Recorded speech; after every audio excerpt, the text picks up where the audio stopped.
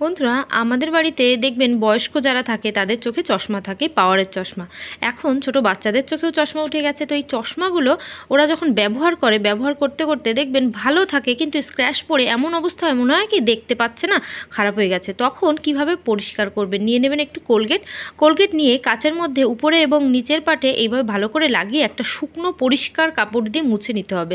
একদম কিন্তু নোংরা কাপড় দিলে হবে না, কারণ যেহেতু এটা আমরা চোখে পড়ি, এখানে যদি কোনো জীবাণু থেকে যায় সেটা আমাদের চোখে ইনফেকশন হতে পারে। তার জন্য সবসময় পরিষ্কার কাপড় দিয়ে এইভাবে মুছবে। একটু ভালো করে মুছলেই দেখবেন একেবারে কাজটা নতুনের মতো চকচক হয়ে গেছে। এবার এইভাবে পরিষ্কার করার পর আমাদের যে চশমার বক্সের মধ্যে যে গেঞ্জি কাপড় থাকে সেটা দিয়ে একটু মুছে নেবেন, দেখবেন একেবারে পরিষ্কার হয়ে গেছে। চশমা নিয়ে আমাদের কোনো চিন্তা করতে হবে না, কারণ যখনই একটু স্ক্র্যাচ পড়ে তখনই মনে হয় সেটা খারাপ হয়ে গেছে, চেঞ্জ করতে হবে। তো ফালতু টাকা পয়সা খরচাও করতে হবে না। আশা করছি বন্ধুরা এই টিপসটা অনেকটা কাজে আসবে আপনার।